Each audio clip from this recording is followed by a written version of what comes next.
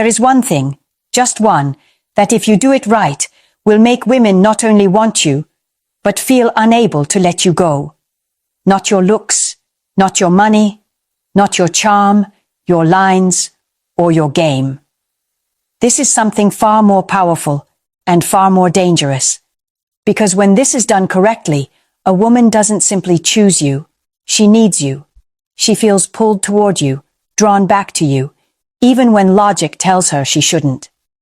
And when it's done wrong, you don't create desire.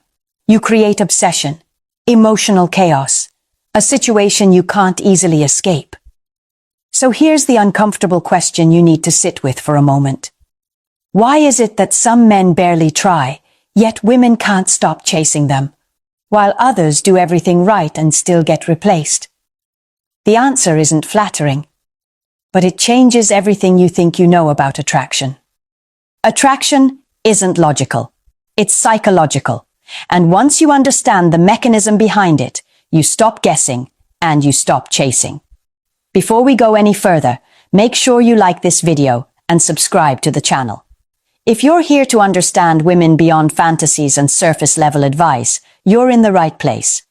Now let's talk about what women actually chase and why most men never see it coming. Most men believe attraction is built on being wanted. That if a woman wants you, your attention, your presence, your effort, you're doing something right. And at first, that feels reassuring. Want feels like progress. Want feels like validation. But want is weak. A woman can want many things at the same time. She wants affection. She wants stability. She wants excitement. She wants to feel desired. None of those wants bind her. None of them anchor her. Want is optional. And anything optional can be replaced the moment something slightly better appears. Need is different. Need isn't a preference. It's not a conscious decision. Need operates below logic, below standards, below promises. When something is tied to a woman's sense of emotional stability, when it becomes part of how she regulates how she feels, she doesn't simply choose it, she orbits it. Think about how easily wants shift. She wants a certain lifestyle until another lifestyle feels more appealing. She wants a certain man until another man offers a better version of the same feeling. Want has a short memory. Want is loyal only to convenience. But need doesn't behave that way. Need is rooted in emotional survival. It's what the nervous system reaches for when it wants relief, grounding, stimulation, or reassurance. When a woman needs something, removing it creates discomfort, anxiety, a sense of lack she can't ignore. And the mind will do almost anything to eliminate that discomfort. This is where most men lose the plot. They work endlessly to be wanted, more attentive, more available, more accommodating, without realizing that every time they make themselves easily accessible, they reinforce one dangerous truth. I am replaceable. Because if you give her everything without friction, without tension, without emotional consequence, you teach her that your presence isn't essential. It's optional. And optional things are always the first to go. When attraction shifts from want to need, the dynamic changes completely. She doesn't evaluate you the same way. She doesn't compare you rationally. She doesn't ask whether you're the best option. She asks herself how she feels without you, and she doesn't like the answer. This is the distinction that rewires attraction at its core. Women replace what they want. They chase what they need. And until you understand that difference, not intellectually, but viscerally, you'll keep mistaking effort for leverage and attention for power. Men often tell themselves a comforting story. She misses me because I was good to her, because you listened, because you showed up, because you treated her better than the last guy. That story feels noble. It also keeps you powerless. Women don't become attached to people. They become attached to states, emotional states, psychological experiences, the way their body settles or lights up around a specific man. When a woman says she misses you, She's not longing for your personality traits. She's not replaying your effort. She's responding to the absence of a feeling she no longer has access to. Calm, excitement, relief, tension, validation, whatever state you triggered in her nervous system. That's why two men can behave in completely opposite ways and still create obsession or indifference. One man can be attentive, consistent, emotionally available, and still easy to forget. Another can be flawed, inconsistent, even distant, and remain impossible to replace. The difference isn't character, it's emotional dependency. Dependency forms when your presence regulates how she feels. When being with you quiets something inside her, or activates something she can't generate on her own. At that point, your absence doesn't just create sadness, it creates imbalance. And imbalance demands correction. This is where logic breaks down. She may know you're not perfect.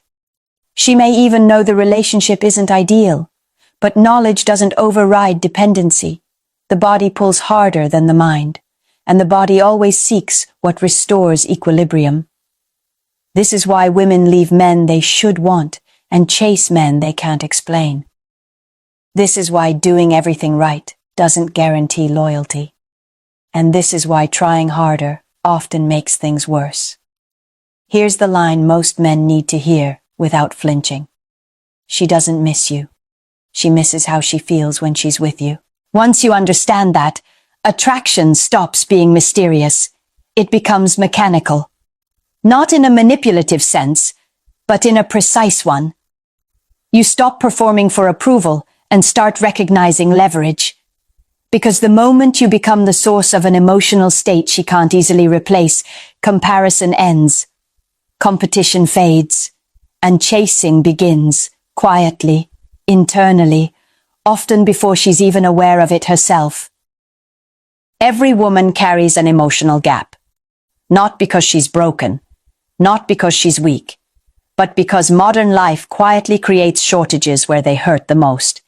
Pressure to perform, pressure to be composed, pressure to be desirable, independent, agreeable, ambitious, often all at once. Over time, something gets neglected, something goes unmet, and that absence becomes a void. An emotional void isn't dramatic. It doesn't announce itself. It operates silently, shaping preferences, reactions, and attraction patterns without ever asking for permission. And once you know how to see it, you start understanding women in a way most men never do.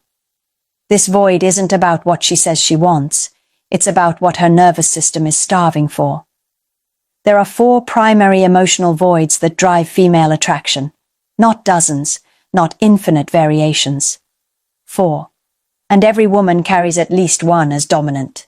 Validation, excitement, escape, challenge. These aren't personality traits. They're emotional deficits, gaps created by routine, by expectation, by social pressure, by boredom, by overexposure to men who all feel the same. And when one of these voids goes unfilled for long enough, it begins to pull. That pull is attraction. When a man unknowingly fills one of these voids, he doesn't feel special. He feels confusing, hard to explain, difficult to replace. She may not even label it as attraction at first, just a sense that being around him feels different, necessary, stabilizing or electrifying in a way she can't manufacture on her own. This is where power enters the equation. Because when you become the source that fills an emotional void, you stop being evaluated like other men. You're no longer competing on the same scale. She doesn't weigh you against options. She weighs you against the discomfort of losing access to that emotional relief. But this power isn't neutral. Filling an emotional void creates dependence. Dependence creates attachment. And attachment, when mishandled, slides quietly into obsession. That line is thin, and most men don't even realize they've crossed it until they're trapped inside a dynamic they can't control. Understanding the void doesn't just explain attraction. It explains why it can turn dark when handled without awareness. And now that you see the map, the real question becomes, which void is she carrying, and how does it change everything that follows? Validation is the most misunderstood force in attraction. Most men think more validation equals more desire, more compliments, more reassurance, more affirmation. And at first, it seems to work. She smiles, she responds, she leans in. Then something shifts. Because validation doesn't create attachment when it's constant. It creates comfort. And comfort, when it's predictable, becomes invisible. The nervous system stops responding to what it can count on. What's always available stops carrying value. Women live in a world of evaluation, social media, work, dating. Attention is everywhere, and because it's everywhere, it's cheap. So validation only becomes powerful when it's unpredictable, when it's earned, when it's selective. This is why inconsistent validation, given deliberately, not carelessly, hits so much harder than endless praise. When she doesn't know when she'll receive your approval, her mind fills in the gaps. Dopamine spikes. Anticipation builds. She starts adjusting her behavior, subtly, unconsciously, to regain that feeling. Not because she wants to impress you, but because her nervous system wants the reward again. Give validation too freely, and you teach her that your approval has no cost. Withhold it entirely, and you create distance without connection. But when validation comes and goes with intention, it becomes something she chases without realizing she's chasing it. Then there's excitement. Most women aren't bored because their lives are empty. They're bored because their emotional landscape is flat. Routine, responsibility, predictability. The same conversations, the same outcomes.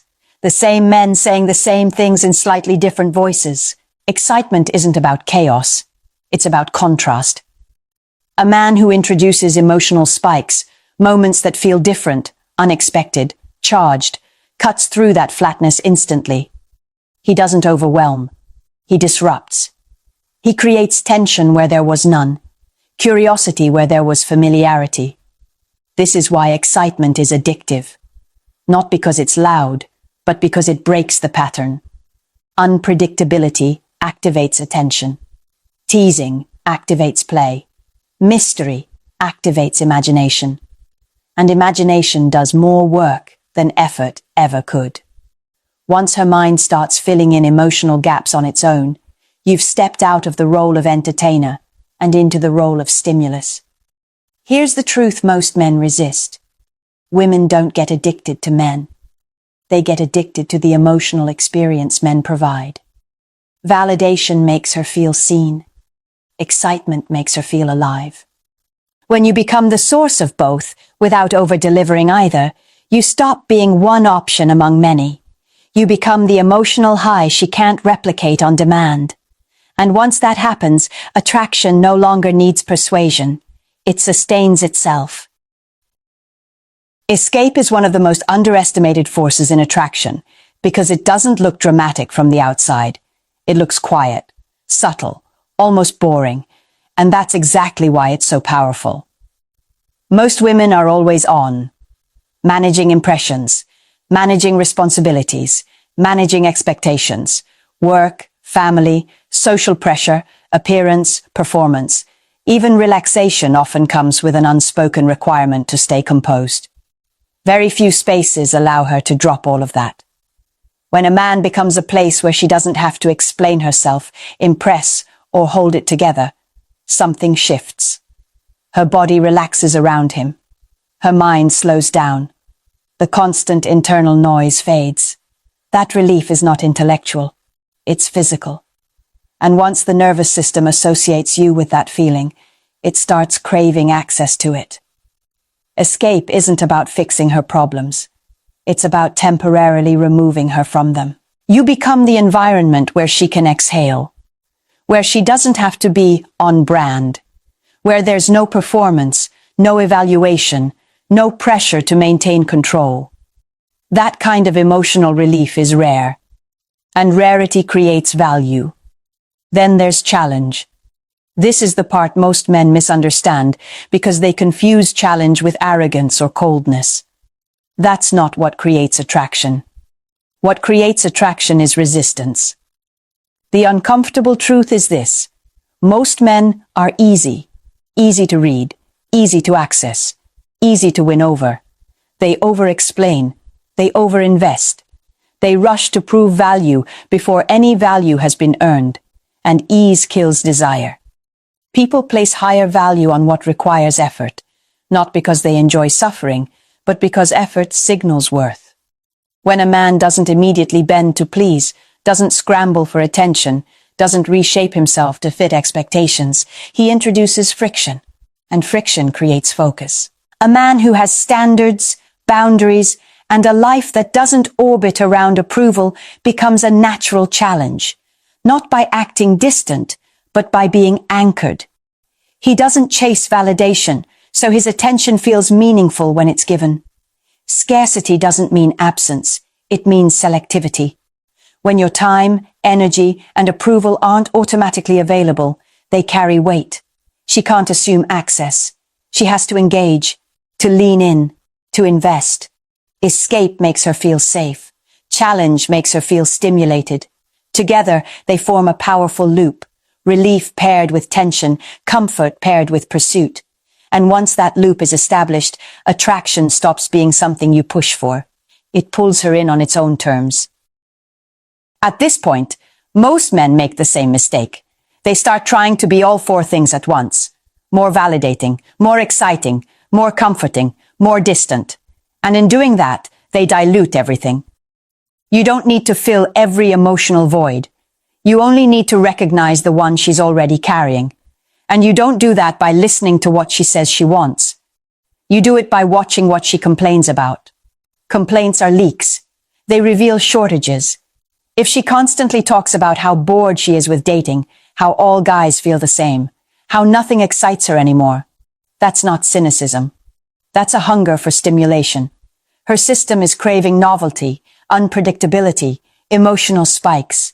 She doesn't need reassurance. She needs contrast. If she talks about being overwhelmed, exhausted, stretched thin, constantly needed by everyone around her, that's not drama. That's pressure. She's carrying too much. What she needs isn't fixing. It's relief. A place where she doesn't have to perform or manage anything at all.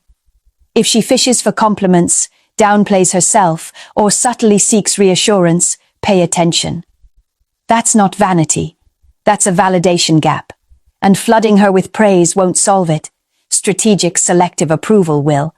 And if she seems unimpressed by men who chase her, dismissive of attention, bored by effort, that's not arrogance. That's a challenge void. She's surrounded by availability.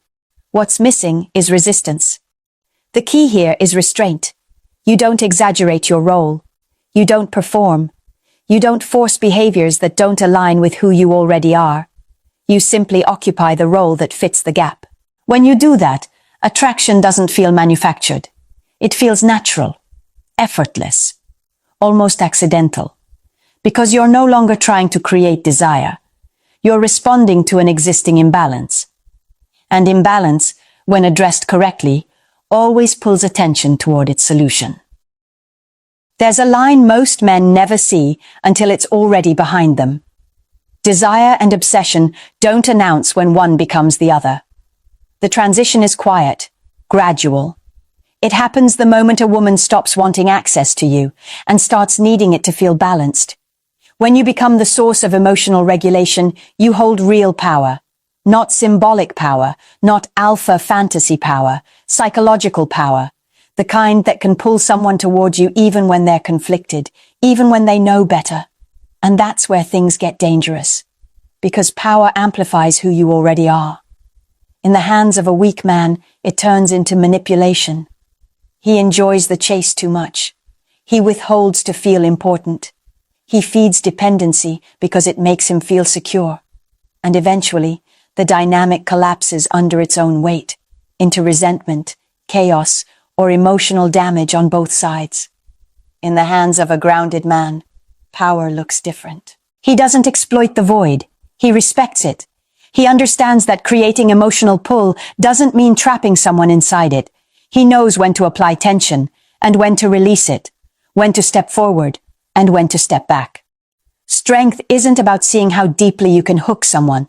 It's about knowing you don't need to.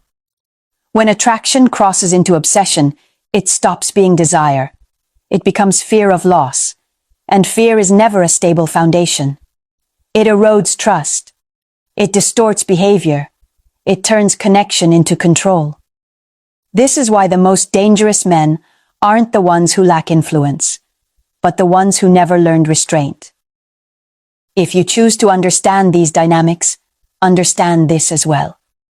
Mastery isn't measured by how many people chase you. It's measured by how responsibly you handle the pull you create. Because the same mechanism that makes you unforgettable can also make you destructive, depending entirely on who's using it. Attraction isn't about doing more. It never was.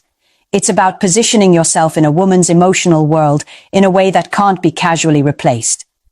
When you stop trying to be impressive and start understanding how emotional dependency actually forms, you stop chasing outcomes. You start creating gravity. The one thing that changes everything is this: becoming the source of an emotional experience she cannot easily generate on her own. Not through force, not through performance, and not through manipulation, but through presence, restraint, and psychological clarity. When you understand the difference between want and need, you stop confusing effort with value. When you understand emotional dependency, you stop taking rejection personally. And when you recognize emotional voids, you stop guessing and start seeing patterns most men never notice. This is what puts you back in control. Not control over her, but control over yourself, your reactions, your boundaries, your availability, your standards. And paradoxically, that's what makes attraction sustainable instead of desperate. A man who doesn't beg isn't ignored. A man who doesn't